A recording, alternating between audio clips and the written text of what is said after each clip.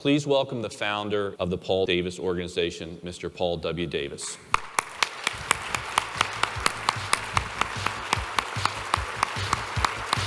Thank you so much. I do appreciate that. And I want you to know that last night was so special to me.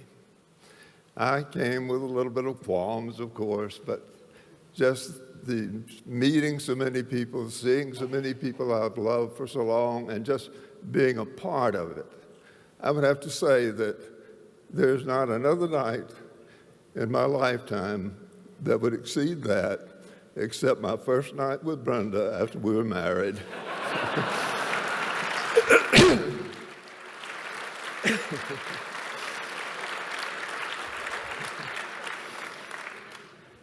Brenda has been a big part of my life in these last years, and I had gone a lot of ways in the wrong direction, and she came into my life and really turned it around, got me back on the right track, and has made just an impact that I suppose very few people have the opportunity to experience. If I sound nervous, it's only because I am. So all I can say is you'll have to put up with that, because I'll try to maybe settle down as I go along. There's something about building from the ground up that can't be experienced by those who come in later. But so many of the people I saw last evening were a part of that ground up experience, a part of that starting out experience. And then just last night, as I heard sales figures from people about how much they had done last year, and I thought, great Scott, it took us 10 years to do that much. But what you have become is absolutely amazing. And what I hope to concentrate on tonight, or this morning, is to get you to stay the course, to continue to do the things that you've done. And if you look back, innovation was probably the closest thing to a one-word explanation of what Paul Davis Systems is, because we're constantly innovating. We literally changed the way insurance restoration contracting is done. And one of the values of that time was to hope that we would not be seen as contractors, but we would be seen as businessmen delivering a contracting service. And those who confused those two invariably went away. And those who live by that system have been very successful, and many of them are sitting in this audience right now. Now, let me say, I have no intention of preaching to you, but there are two things I'd like for you to know about me. I am a Christian, and two statements that kind of stand out to me as I think about where you are today. And the first one would be, God works in mysterious ways, his wonders to perform. And as I look out, you are a wonder to me, believe me. And the other was a life-changing event in my life. And I was sitting one night in Glendale Community Church listening to a professor from Columbia Bible College, and he was preaching on the verse, "Seek ye first the kingdom of God and his righteousness, and all these other things," the other was out, "he will add unto you." I said that night, I did not verbally, I just said in my mind, I'm going to do that. I was already a Christian, but that gave me a track to run on.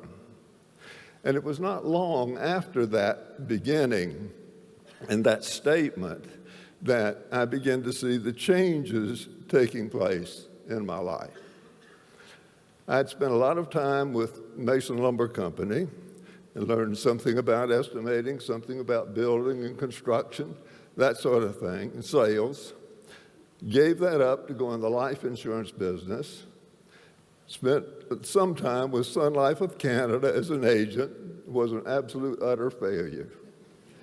So a friend of mine introduced me to his boss, who was a general agent, and he was kind enough to hire me to supervise his agents. It was called insanity at the core. But I was no better than that either. So another guy decided that I would make a good general agent, and he hired me to build an agency. I wasn't good at that either, but I was kind of failing my way up the ladder of success.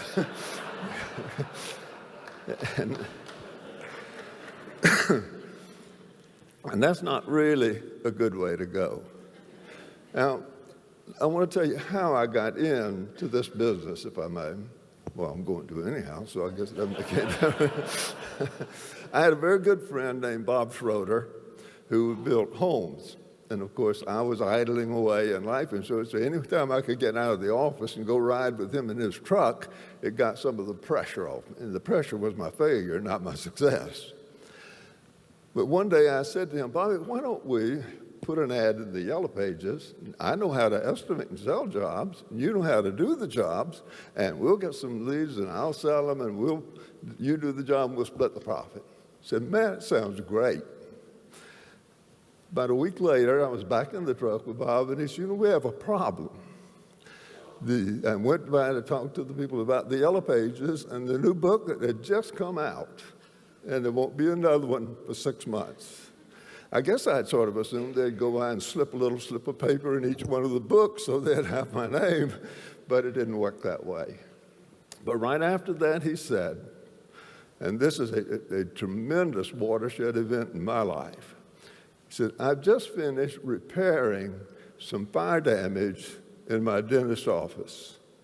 And Earl Linder, the adjuster, said, if you'd ever like to do some of this kind of work, come by and talk with me. And he said, would you like to go talk with him? Excuse me. And I said, yes, I would. So we went by and we talked with Earl. He called in Tom Klein, who was his top adjuster, and he said, when you have some losses, call these guys and give them a chance. So we went our way, and the next morning, Tom Klein called and said, Paul, I've got a loss. I'd like for you to go look at it. So I picked him up. Things were a little bit different between adjusters and contractors in those days. So I went by and picked him up, and we went out to the house, a little grease fire in the kitchen. He listed his stuff, figured out what it was, and he said to the lady, now you can do this yourself, or you can get Mr. Davis to do it. And she said, well, just let him do it. That was the first job that I ever did in insurance restoration. It was a whopping $155.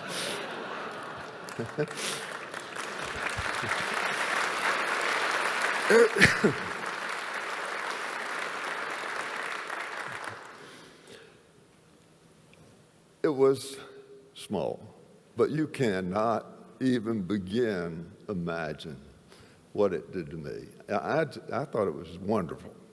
And then that began to grow. Bob and I spent 5 years together. And we paid all our people by the hour. We bought all the material. We did all the things wrong that I can think of that were wrong. We had our cars paid for. We made a reasonable salary. I think it was like $1,600 a month we each got. And we grew. We did a lot of work, but we never seemed to make profit. And so things began to go a little sour. And I said to Bob, why don't either I'll make an offer to buy, and you can accept it or refuse, or you make an offer and I'll accept it or refuse. And he said, you make the offer. And so I made what I thought was a very, very fair offer. And in fact, it was fair. And I presented it, and I felt sure that he would move on. But he said, I'm going to buy. The only thing really bad about that was that right after that, he got sick, he wasn't able to buy, but by the same token, I was out on my own. Had a wife and 2 children, had a $48 a month mortgage payment I had to pay, had a car I had to pay for, and I felt lost. I really totally didn't know which way to turn. I knew that I wanted to do the same things because I had loved it so much, but I didn't know how to get started. And one morning, as I was laying in bed right after I woke up, and the thought came to me, and I believe to this day it was a God thought. But I thought, if I could sell a $1,000 job each week, and I could get the work done for $650, including the material, I'd have $50 for expenses and $300 to live on, and that's as good as I was doing before. So I was excited about that. I went and talked to a painter first, really, and I said, if I sold a job for $1,000 and I paid you $650 to do it, would you do it? He said, oh, yeah. Same thing with carpentry, same thing with drywall. And that was the beginning of what we've learned is the fixed cost operating system. And it just grew from there. The first week, the month, the sales were 22,000. First year, or 8 months, they were 200 and some thousand, and they continued to grow. Now, those figures are small figures to you, but believe me, they were huge figures to me. The talking of some people do like 12 million or more than that a year in sales. Good gosh, that was 5 years of sales for us. But that's a different world, and you are at a different stage. And I guess really the point I want to try to make with you today is stay the course. Understand the principles. Recognize that the I guess most important of all of the factors of Paul Davis systems back then and Paul Davis today is innovation. But I want to warn you, you are not the ones to innovate. Your job is to follow the system. Your job is to do it the way all of your compatriots do it. Your job is to keep from destroying the name of the organization, and you can only do that by following the system. Tim's job, and those who work with him, are the ones who are responsible for innovation. And innovation is not, it can be stressful, and sometimes it doesn't work out, but you never know until you try. And the things that I feel good about to a large degree about Paul Davis systems, and what I would say to you, if I could say only just these few words, it is follow the system. It's fair to all parties. It guarantees you a profit on every job you do. It simplifies your task, and it protects your reputation and that of your fellowship franchisees. And as long as you do that, this organization is just going to grow. It's just going to increase in size. It's going to increase in value. It's going to increase in income. And as I said, you're way beyond where I ever dreamed this company would be. Years ago, I wrote a value system, and I'd like to read it to you, if I may. The old Rotary motto was, he profits most who serves the best. And if there ever was a truism, that's it. Now today, they've made that a little less self-serving, but I still like the old way. I still like the idea that if you serve well, you profit well. And so literally your life is in your hands, not the hands of the franchisor. You bought a system, you bought a program that is based on service. And the service is primarily to the insurers. But you do your job right, and your income and your profits will come as a natural result of that.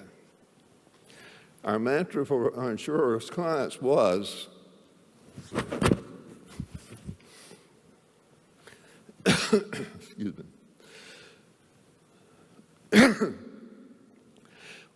I'm always very proud of this part of it.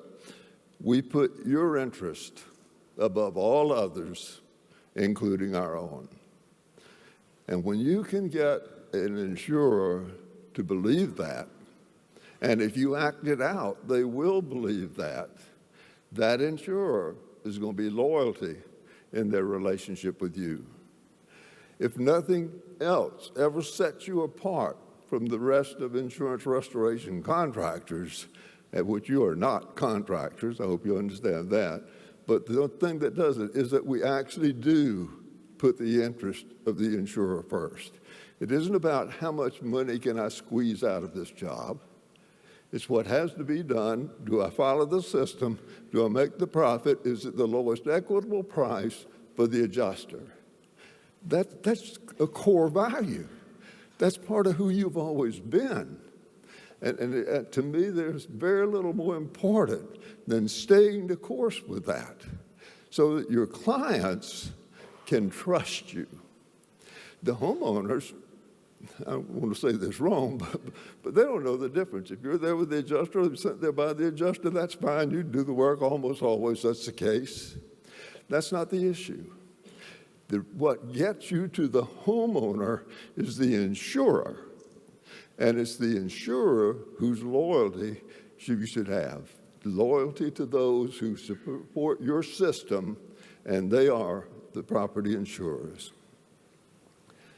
Our mantra for our organization was, Paul Davis Restoration is not about doing things better. Paul Davis Restoration is about doing things differently to obtain a better result. And that defines Paul Davis System. And it should continue to define Paul Davis Systems. The home office has their responsibility in putting together programs, but they're worthless without you. You are the ones who implement the programs that draw more and more people to Paul Davis as the person to restore their property. And so that doing it differently is an ongoing event. The world changes, life changes, the economy changes, the whole thing changes. You've got to change with it. But you have to change not as individuals, you have to change as an organization. And it's tremendously important that you're aware of that fact. The next thing I remembered as I was going through all of this is, use your unique system.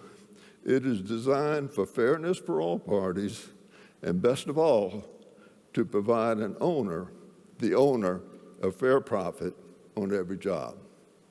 There used to be an old saying, you can't go broke making a profit.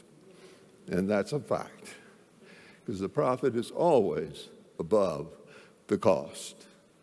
And so I hope that you will keep that in mind to make that fair profit on every job you do. One of the experiences I had, I used to do a lot of work with General Services Administration in Jacksonville, and we moved partitions and installed doors and did painting and that sort of thing. And so I used my regular pricing for that. And most of the jobs I got. There were other bids, but they came to me. And at that point, we had the tan paper. Our saying was done up brown, and that goes way back. But when the people came down from Atlanta, and they looked, they said, there's just too much brown paper in these records. And so I was called in to explain why that was so. In fact, they came out and called me and asked me to come to Atlanta to do that, and I did. And as far as I know, they adopted that system, and they're using it today to make their own estimates for the work that they need done. It was the same type program that using of a fixed price to determine how much you were going to charge for a particular item. The other problem I had with them was a little more scary, to tell you the truth. Bob Schroeder and I were doing business with them before we separated, and he got sick. And one day, the GSA, having seen all this brown paper, called for an investigation. And they sent the Federal Bureau of Investigation down to make this study. And so they called me and set up an appointment, called my secretary and set up an appointment. And she said, the FBI is coming to see you about GSA. And Bob and I had always given a turkey or a ham, whichever, to the two top men at GSA. And so I knew that question was going to come up. And that created a tremendous conflict for me, one with fear and the other with my Christianity and not being able to lie about the answer. The young man came in and he talked a while. A nice young man. And excuse me. He said, this is the way he put his question. Mr. Davis, has there ever been an exchange of presents between you and anyone in GSA? There had not been. The exchange, they give, you give. There was no giving back.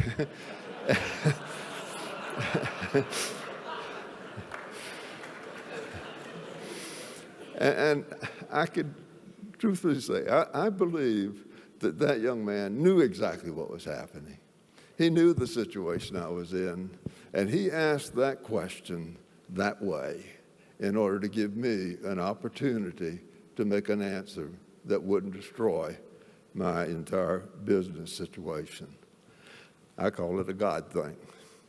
But it was just such a tremendous relief. I don't know that I've ever felt more relieved than when he walked out that door, because I knew I was still alive, and I was grateful for it.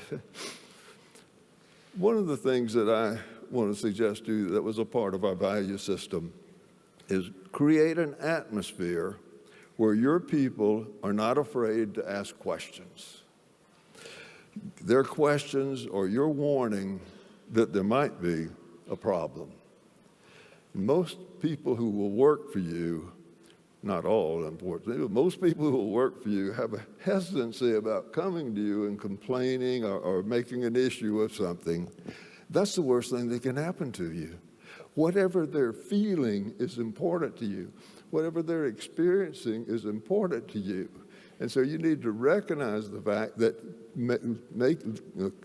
creating an atmosphere where they feel free to say what they think is tremendously important to you. It was one of the things I always tried to practice. Create a cash reserve separate from your income. One of the mistakes that's made more often by franchisees is to consider the profit as their income. You, as the owner of that franchise, if you're the operator of that franchise, should be paid by commission, just like everybody else is. And the system calls for you to get 5% of all sales for managing the system. And the balance then goes into the profits, which enable you to build the program itself, build the company, buy more companies, whatever the case might be. You can't do that unless you separate that income. And if there is a killer for franchise owners, it's the confusing of corporate profit with personal income. And I've seen it too many times. I'm sure some of you have as well.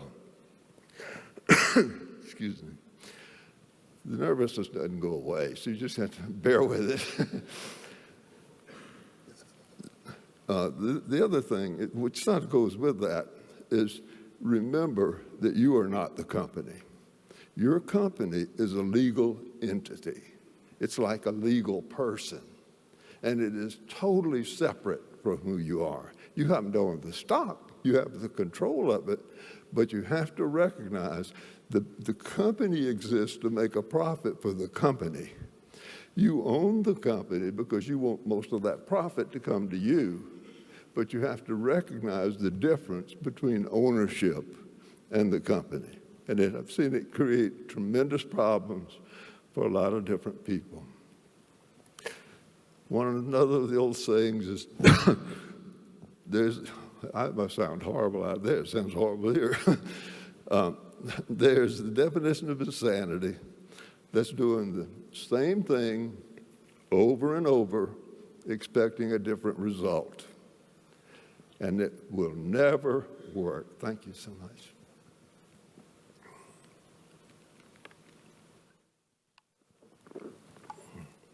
You don't change things by trying to just do them better.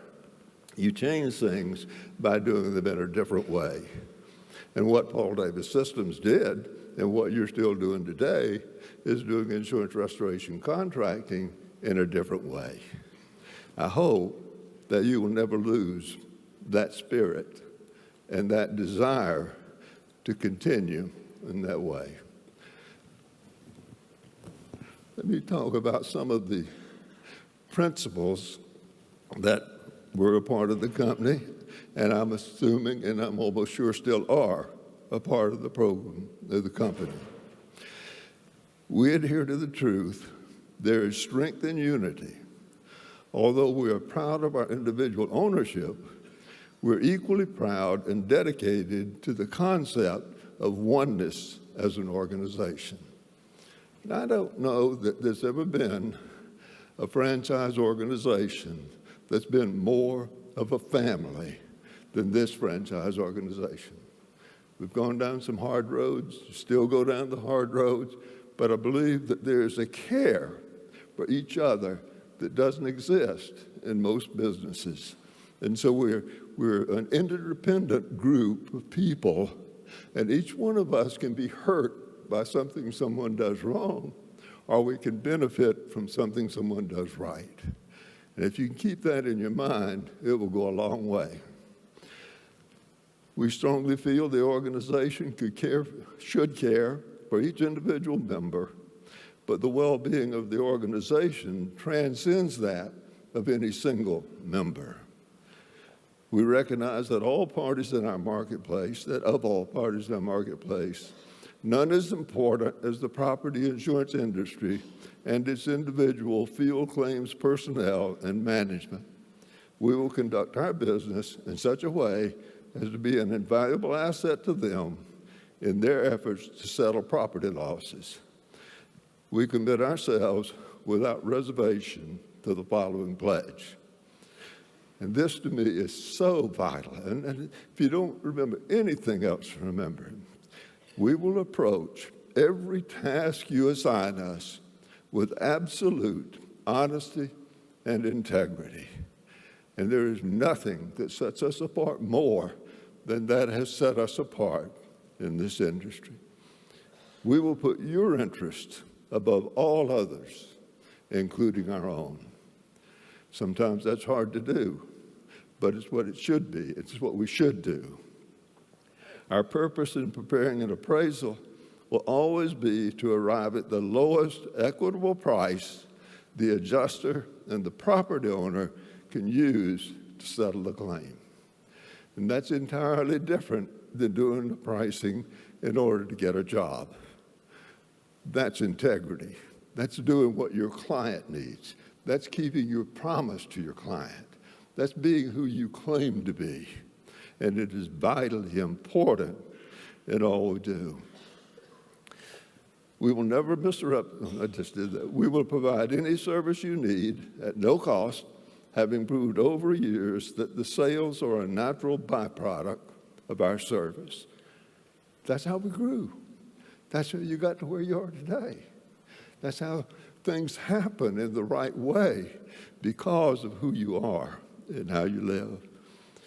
Then there were 4 requisites for fulfilling that pledge. total honesty and integrity in all relationships, professionalism in every aspect of our business, sound business management and accountability through adherence to the Paul Davis systems. It's a lot of old stuff I'm covering here, but I really hope that it's current stuff for you. I really just trust that what we're talking, or what I'm talking about here and you're having to listen to, is who you are. It's who you want to be. It's what you're striving to be. It's your goal in life. And your future, I'll guarantee you, depends on that. Before I get into integrity, I want to say that innovation, I've said before, is what drives this company. It's what made it what it is today. It's what's going to make it what it will be 20 years from now. But again, innovation is the job of the franchisor. The worst possible thing that can happen to this company is for each of you to begin to be innovators. Your task is to implement. Their task is to innovate. And if you keep those two separate, it will go a long way.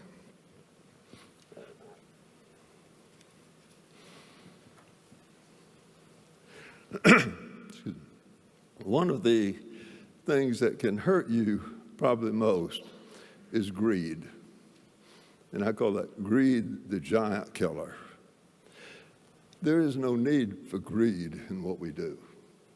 Greed hurts other people. It takes from other people what's rightfully theirs and claim it's yours. Your share of that restoration dollar is sufficient that you don't have to be greedy. Now, being greedy in the sense of getting every job that comes up, that's not a bad deal. But there is a point at which that will kill you. A lot of times in catastrophes, you're called on to make just estimate after estimate after estimate after estimate. Far more work than you can accomplish. But the problem comes not from making the estimates. The problem comes from getting the work authorization signed. You can meet your obligation to the insurer by getting the estimate done. You don't have an obligation to the property owner unless they sign a work authorization, and you don't want too many of them to sign work authorizations. Catastrophes have made a lot of you wealthy. But I'll guarantee you, I could count as many that it's put out of business as it has made wealthy. You can only do so much. And when a catastrophe comes, all these other people you might have been able to draw on to get all this work done, they're so busy doing stuff themselves, they don't have time. And so teach your people when a catastrophe, make the estimates, make them fair, do it the same way you always do, and then go your way. There's enough money will be coming in, enough commissions to be paid, enough of everything to offset whatever time that takes. But if you fail to do that, you honestly put yourself at risk, and that's not a place you want to be. I had two partners in Miami years and years ago when the big hurricane went just south of Miami. Boy, they thought they had arrived. And their idea of being able to handle what was before them was to immediately go out and buy 2 new cars, which they did, and which ultimately were repossessed. And they signed up every job they could get.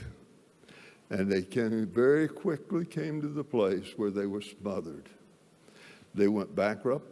They lost everything they had. It wasn't just the company that went bankrupt because they were tied into it to the point that it was carried over to them. And it was nothing in the world but greed. You don't need that. So when the catastrophes come, do what you can do it right, and the rest, let it be the service to the insurers who actually support you.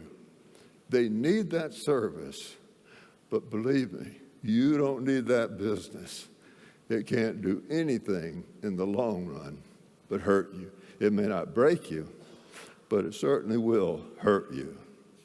I learned a little bit of that in 1962 when a hurricane came through Jacksonville, and Bob Schroeder went and made estimates and signed jobs. I was holding the office down, and man, we were just elated. We did more business that year than we'd ever done. We didn't make a dime of profit, but we worked hard, and we can say we got stuff done. And I don't know that that had a great deal of value to me. But one of the major things I think in our business is consistency. Consistency is holding things together. Consistency is being the same all the time.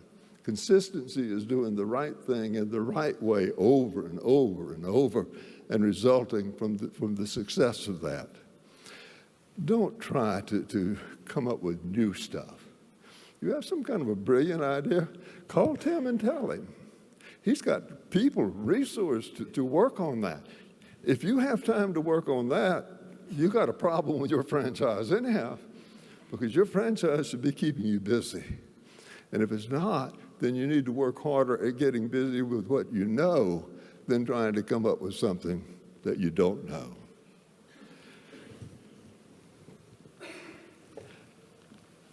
The progress that this company has made in recent years just blows my mind. I look at it, and it's beyond my wildest imagination. I thought I was an ambitious guy. I thought I had big dreams. I've always been a daydreamer. I thought mine were big. What you guys are doing is just fantastic. And at the end of the day, Tim and his group have their job, no question about it. But their job is worthless if you don't produce. And you are the reason that things are what they are today. You are the ones who've made it where it is today. You're the ones who can keep it like it has been, or you're the ones who can continue to make it grow. I don't think that we've even come close to being anywhere near the end of the growth ability for you as an organization. Somebody will stand here, maybe Tim will stand here 20 years later and say, "Daggum, I never thought it was going to do that." But it can do whatever you believe it can do. It can be whatever you can believe it can be. I think that the status, the recognition by insurers of the difference between Paul Davis Incorporated and the rest of the construction industry is amazing. But it's because you proved it over and over again. I guess, and I would say, I miss it. I don't know if I would sell again if I was faced with the same situation. I don't think so. But I want you to recognize you're here now. Who knows how much longer? Who knows what you'll decide to do? I know you might do some crazy as I did. Who knows? Enjoy where you are. Enjoy who you are. Enjoy being a part of who the entire system is. I hope that you have some comprehension of the almost miraculous position that you're in. And the price was paid way back by a lot of different people to make it possible. And you're paying the price to make those who come after you do far more still. I appreciate the opportunity to just speak to you for a few moments, just to be a part of this, just to be here this weekend. I have to confess, had cold feet. Tim had to convince me that I wouldn't get killed if I came. But it just, once it solidified, it's just been a tremendous experience, and I'm looking forward to experiencing the rest of the day with you. Thank you so much.